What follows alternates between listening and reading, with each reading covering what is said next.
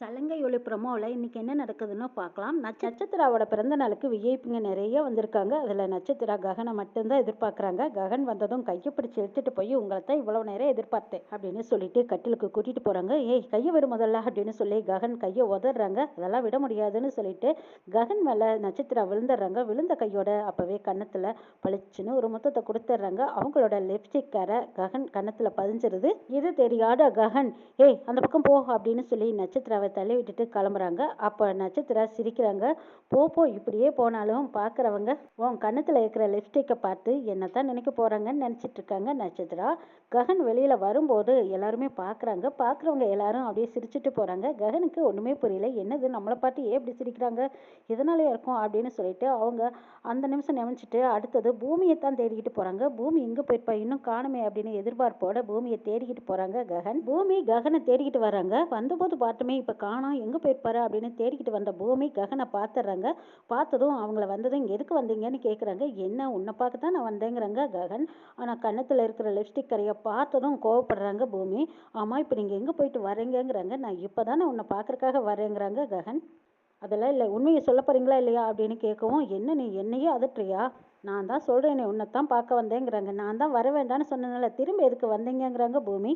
ககன் பூமி ரெண்டு பேரும் பேசிட்டு இருக்கிறத பார்த்த சந்திரன் வந்துறாரு. வந்ததுமே ககன் கிட்ட கோவமா பேசுறாங்க. ஆமா நீ இங்க எதுக்கு வந்த, நான் தான் உன்னை வர வேண்டாம்னு சொன்னல, திரும்ப எதுக்கு இங்க வந்திருக்க, யார் உன்னை வர சொன்னா, நான் ஒன்றும் வர சொல்லலையே, நீ இங்க வந்திருக்க கூடாது அப்படின்னு சொல்லிட்டு இருக்கும்போது நட்சத்திராவை பார்க்குறாங்க.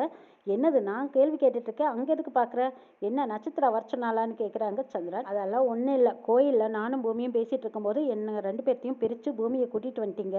திரும்பவும் பூமிக்கு இந்த இடத்துல நீங்கள் இடம் கொடுத்து வச்சிருக்கிறதுனால தான் நான் உங்களை இது வரைக்கும் பேசாமல் அமைதியாக மரியாதை கொடுத்து பேசிட்டு இருக்கேங்கிறாங்க ககன். நாங்கள் ரெண்டு பேரும் கோயிலில் பேசிட்டு இருந்தது உங்களுக்கு பிடிக்கல, ஆனால் பூமி மட்டும் என்னை காதலிக்கிறேன்னு சொல்லட்டும், இப்போவே நான் எத்தனை பேர் எடுத்து வந்தாலும் சரி அவங்கள அடித்து தள்ளி நொறுக்கிட்டு நான் பூமியை கைப்பிடிச்சு கூட்டிகிட்டு போவேங்கிறாங்க. சந்திராவுக்கு கோபம் வருது. இதை பாருடா, நீ தப்பு கணக்கு போடாத, பூமி என்னோட பொண்ணு, என்னை மீறி அவள் எதுவும் செய்ய மாட்டா, உன்னை காதலிக்கவும் மாட்டா, இது சத்தியமான உண்மைன்னு சந்திரா சொல்லவும், ஓ அப்படியா, சரி பூமி என்னை காதலிக்கலன்னு இப்போவே சொல்லட்டும், நான் இப்போவே வேணாலும் செத்து போகிறேங்கிறாங்க. அப்படி ஒரு வேளை உங்கள் பேச்சை கேட்குறா அப்படின்னா நான் அவளை காதலிக்கவும் மாட்டேன், அவளை திரும்பியும் பார்க்க மாட்டேன்னு சொல்லிட்டு போயிடுறாங்க. அந்த இடத்துல நட்சத்திரம் வராங்க. ககனை குறுக்காட்டி, இதை பாருங்கள் எத்தனை பேர் இருந்தாலும் சரி இந்த ஃபங்க்ஷன் உங்களுக்காகத்தான் நான் இவ்வளோ பெரிய ஏற்பாடும் கிராண்டாக பண்ணியிருக்கேன். நான் கேக்கு வெட்டும்போது நீங்கள் என் பக்கத்தில் தான் இருக்கணும், நான் வெட்டின கேக்கை உங்களுக்காக நான் ஊட்டி விடுவேன், நீங்கள் எனக்கு திருப்பி ஊட்டி விடணும்னு கேட்குறாங்க நட்சத்திரா. பக்கத்தில் பூமி நின்று பார்த்துக்கிட்டே இருக்காங்க. அவங்க பார்க்குற பார்வையில் இந்த ககன் இப்போதைக்கு இவகிட்ட பேசாமல் போனால் பரவாயில்லன்னு நினைக்கிறாங்க பூமி. ஆனால் இதையெல்லாம் பார்த்துட்டு இருந்த ககன் அவங்கள வெறுப்பேற்றணுங்கிறதுக்காக, நட்சத்திரா உனக்கு இவ்வளவு தானே ஆசை, உனக்கு செய்யாமலா, நான் கண்டிப்பாக பக்கத்தில் நீ கேக்கு வெட்டும்போது நான் உனக்காக அந்த கேக்கை ஊட்டி விட போகிறேங்கிறாங்க. இதையெல்லாம் கேட்டுட்டு இருந்த பூமி சரியான வெறுப்பில் பார்க்குறாங்க. நட்சத்திராவுக்கு நான் கேக்கு ஊட்டி விட்டேன்னா இங்கே இருக்கிறவங்க அத்தனை பேரும் ஷாக்காகி பார்க்க போகிறாங்கிறாங்க. ஷாக்காக மாட்டாங்க, ஷேக்காகுவாங்க. இவங்க ரெண்டு பேரும் பேசிகிட்டு இருக்கிறத பார்த்த பூமிக்கு சரியான எரிச்சலாக இருக்குது. நட்சத்திரா சிரிச்சுக்கிட்டே சந்தோஷமாக அங்கேருந்து போகிறாங்க. அப்போ பூமி ககனை கூப்பிட்டு, ஆமாம் நட்சத்திரம் உங்ககிட்ட என்ன கேட்டா அப்படின்னு கேட்கவும், அது உங்ககிட்ட சொல்லணுமா, நான் சொல்ல மாட்டேங்கிறாங்க, இப்போ சொல்ல போகிறீங்களா இல்லையா அப்படின்னு பூமி கோவமாக கேட்குறாங்க.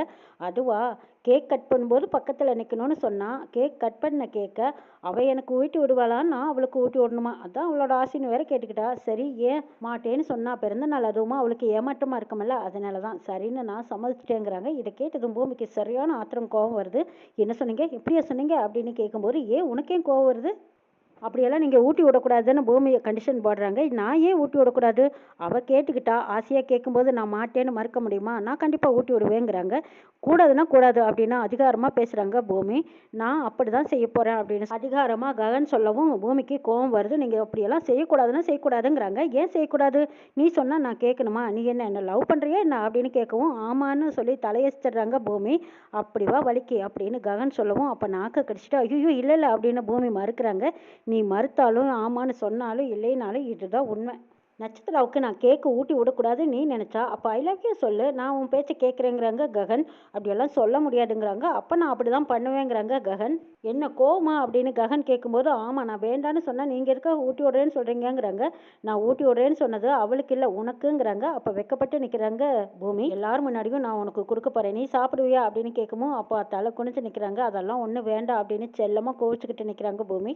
நான் உன் மேலே வச்சிருக்கிற காதலை எல்லாரும் முன்னாடியும் நான் கேக்கு ஊட்டி உண்மையை நிரூபிக்க போறேங்கிறாங்க. இதை கேட்டதும் பூமி பதறாங்க. அச்சச்சோ, அப்படியெல்லாம் ஏதாவது செஞ்சிடாதீங்க, எல்லாத்துக்கும் தெரிஞ்சா பிரச்சனை ஆயிடுங்கிறாங்க. அதெல்லாம் முடியாது, இன்னைக்கு இல்லாட்டியும் என்னைக்காவது ஒரு நாள் எல்லாத்துக்கும் தெரியத்தானே போகுது, அது இன்னைக்கே தெரிஞ்சுட்டு போகுதுங்கிறாங்க. இல்லை இல்லை, நட்சத்திரா உங்களை ஆசையாக கூப்பிட்டுருக்கா, ஒருவேளை அவள் கோச்சுக்கிட்டானா என்ன செய்யறதுங்கிறாங்க பூமி.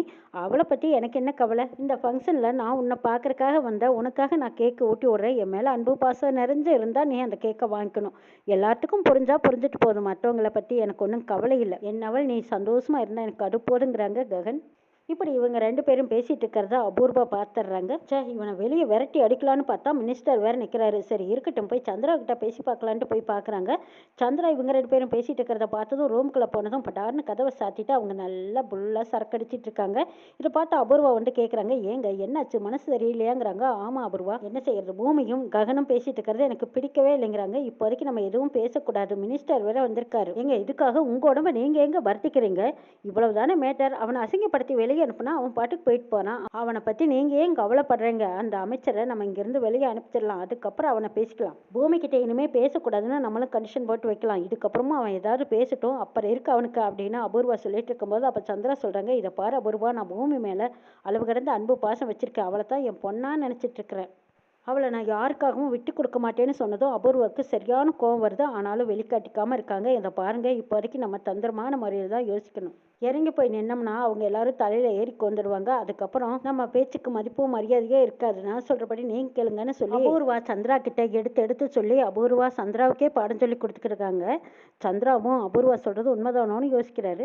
நட்சத்திர ககனை எதிர்பார்த்துட்டு இருக்காங்க. இங்க பூமி ககன் 2 பேருமே தன்னோட காதலை வெளிப்படுத்தியிருக்காங்க. சந்திராவுக்கும் உண்மையெல்லாம் தெரிஞ்சதுக்கு அப்புறம் ககன் பூமியோட காதலை சேர்த்து வைப்பாங்களான்னு